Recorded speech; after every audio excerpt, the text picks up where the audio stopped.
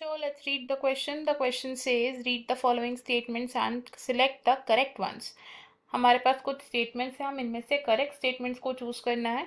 A.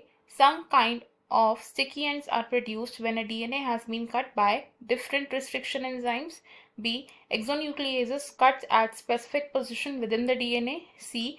Heinz-2 was the first restriction endonuclease to be isolated. D. The bacteriophage has a ability to replicate within the bacterial cells by integrating the DNA with the bacterial DNA. E. Presence of more than one recognition site within the vector facilitates gene cloning. First statement में कहा गया है जब DNA को restriction enzymes cut करते हैं तो sticky ends produce होते हैं. सेकंड स्टेटमेंट में कहा गया कि एक्सोन्यूक्लिएजेस डीएनए को कट करते हैं at specific position within the strand.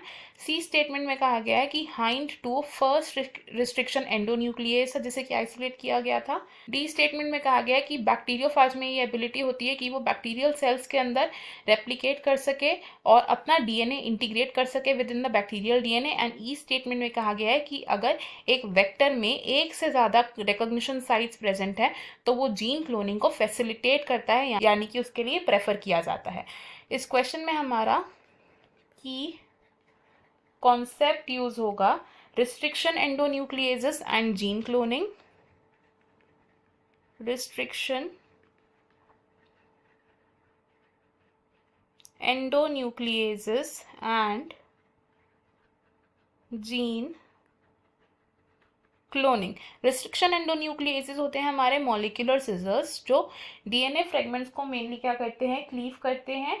And gene cloning क्या है? जीन क्लोनिंग एक ऐसी बायोटेक्नोलॉजिकल टेक्निक है जिसमें हम फॉरेन जीन्स को इनकॉर्पोरेट करते हैं इनटू द सेल्स एंड उन सेल्स को ट्रांसफॉर्म करते हैं. सबसे पहले बात करें अगर हम अपने स्टेटमेंट ए की, तो फर्स्ट स्टेटमेंट क्या है? It is regarding the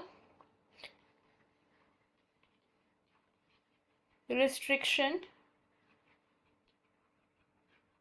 एंडोन्यूक्लिएजेस. अब जो रिस्ट्रिक्शन एंडोन्यूक्लिएजेस होते हैं ये क्या करते हैं? क्लीव करते हैं डीएनए को at specific positions by recognising a specific site.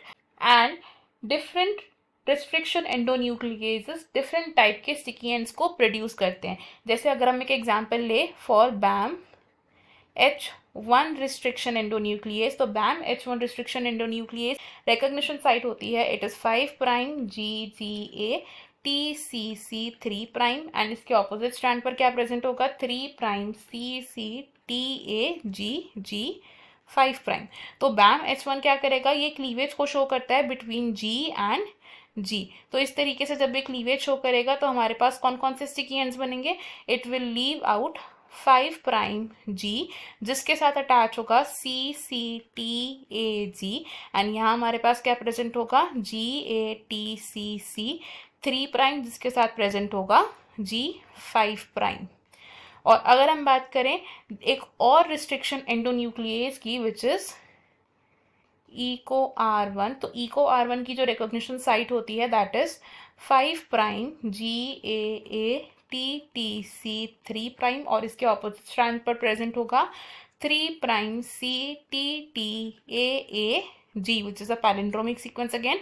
अब EcoR1 क्लीवेज को शो करता है बिटवीन G एंड A, ये क्लीवेज शो करता है. तो इस तरीके से जब ये क्लीवेज करेगा तो हमारे पास अलग तरीके के स्टिकी एंड्स बनेंगे which will be 5 prime G जिसके साथ अटैच होगा नेक्स्ट स्ट्रैंड का CTTAA.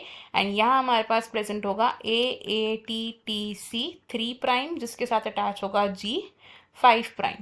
तो हमने क्या देखा कि different restriction endonucleases different type के स्टिकी एंड्स को प्रोड्यूस करते हैं.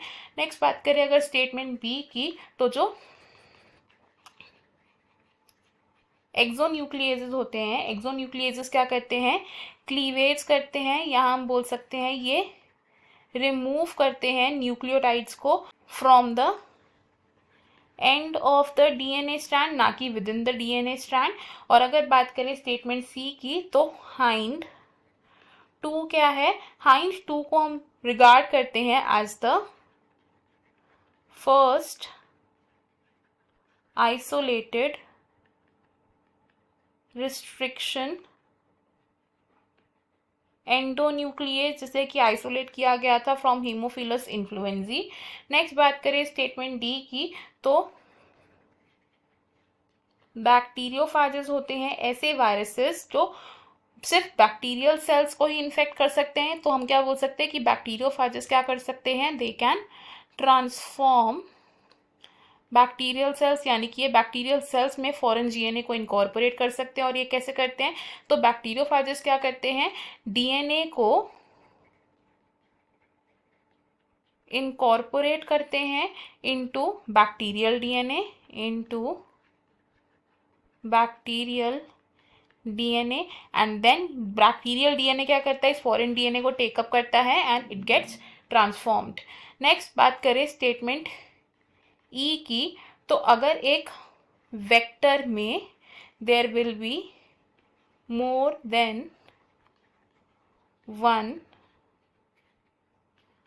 रिकॉग्निशन साइट, तो एक से ज़्यादा रिकॉग्निशन साइट होने का क्या मतलब होगा कि इस वजह से जो डीएनए है it will have several fragments. तो सेवरल फ्रेगमेंट्स होने की वजह से जो जीन क्लोनिंग की प्रोसेस है, जीन क्लोनिंग की प्रोसेस है, जीन क्लोनिंग कैसी हो जाएगी, इट विल बिकम कॉम्प्लिकेटेड। तो एक से ज़्यादा रिकॉग्निशन साइट्स प्रेफरेबल नहीं है इन द वेक्टर। तो अगर हम अपने स्टेटमेंट्स देखें यहाँ पर, इनमें से हमारे कौन कौन से स्टेटमेंट्स करेक्ट होंगे। फर्स्ट स्टेटमेंट रॉन्ग है because different type of sticky ends produce होते हैं by different restriction enzymes.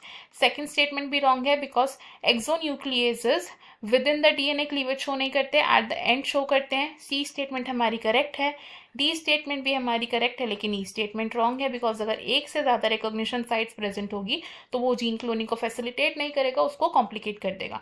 From the given options अगर हम देखें, ऑप्शन ए रॉन्ग हो जाएगा बिकॉज ए और ई दोनों ही इनकरेक्ट है। ऑप्शन 2 भी रॉन्ग हो जाएगा बिकॉज ए स्टेटमेंट हमारी इनकरेक्ट है। ऑप्शन 3 करेक्ट है एंड ऑप्शन 4 भी रॉन्ग होगा। हमारा फाइनल आंसर होगा इस क्वेश्चन का option number 3। I hope you understood it well. Best of luck. Thank you.